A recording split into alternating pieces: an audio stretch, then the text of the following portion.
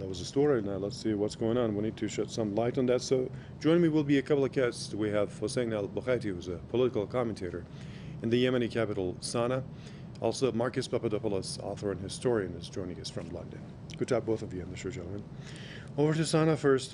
Hossein, walk us through this, what's happening, and tell us more about the stance of the Ansarullah forces regarding these U.S. sanctions on military officials and the story behind it.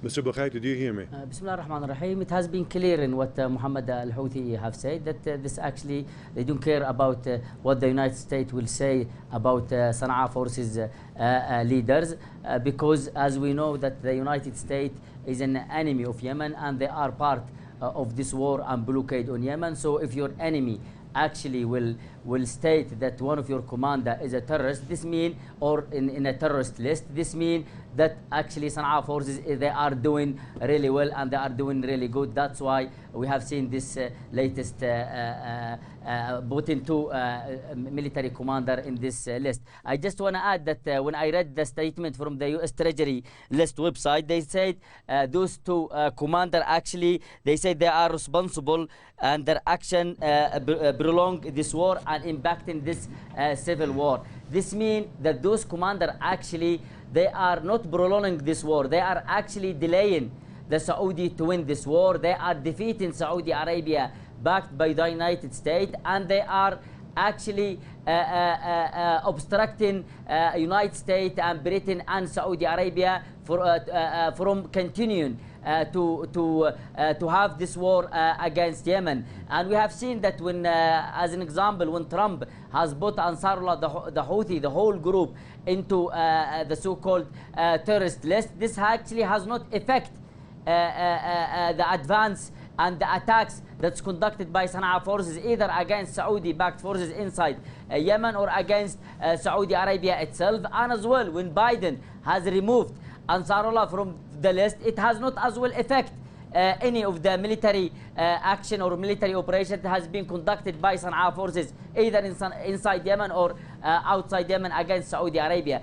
That's why I think United States, they are trying by releasing those new lists. It's just they think that they can have pressure on Sana'a forces to give some concession, but has been clear that Sana'a come to a conclusion that what has been taken by force, it will only be returned by force. And we have seen that the advance toward Marib, it's still going on. And I just want to add that United States in the recent, maybe in the last 5 years or 6 years, there are 4 people who are in this treasury list for supporting Al-Qaeda or ISIS or terrorists. As Al-Hassan Abkar is the governor of Al-Jawf province, and he is loyal to Saudi-backed forces. And Naif Al-Gaisi, he previously the governor of Al-Bayda, he was leading the Saudi-backed forces in the war against Yemen. And Khalid Al-Irada, the brother of the Marib governor, and Al-Humaygani,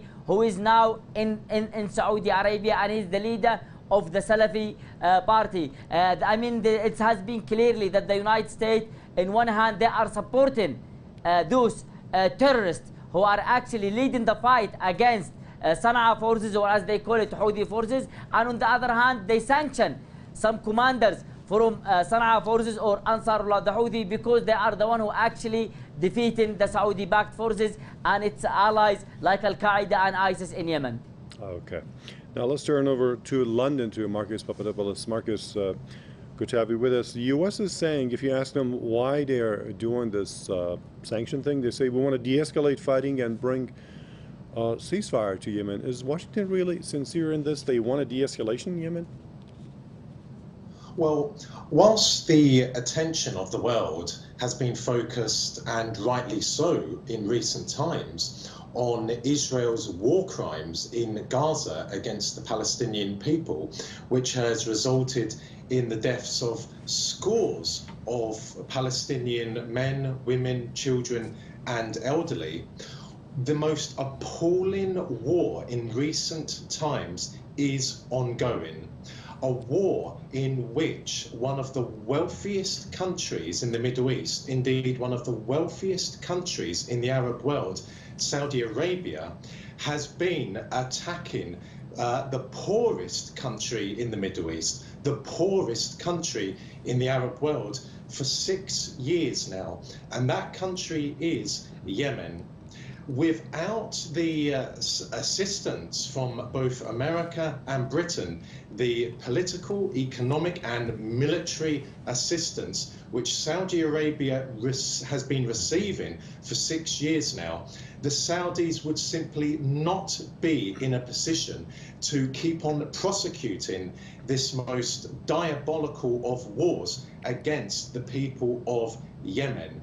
Now, the decision of the American government to place sanctions on these Yemeni officials is another way of Washington attempting to break Yemeni resistance against Saudi aggression.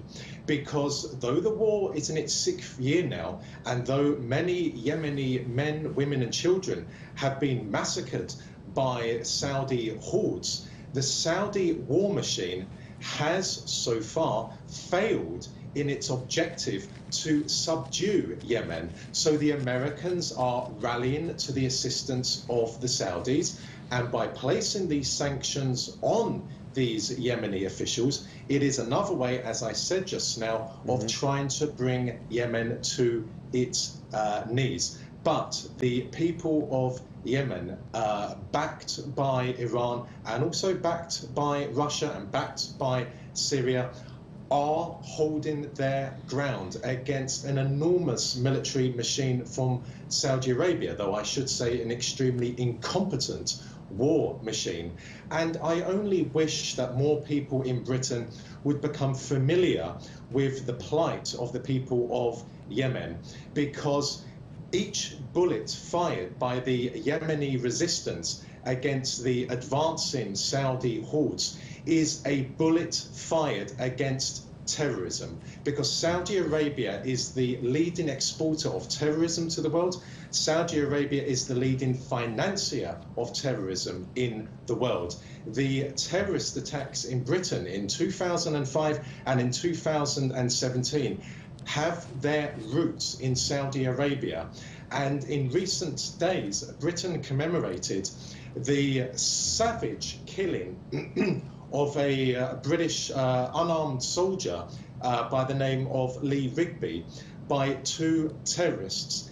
That savage killing, which involved Lee Rigby's head being decapitated, was inspired by depraved, despicable sermons coming from Saudi Arabia. So I urge the British people to learn about the resistance, the magnificent, courageous resistance of the Yemeni people against Saudi Arabia, which is, as I have just said, the leading exporter of terrorism in the world and the leading financier of terrorism in the world. Okay, appreciate your comments and insight. Hussein al-Bukhaiti, political commentator in Sana, and Marcus Papadopoulos, author and historian in London, joined us with their insight and contribution.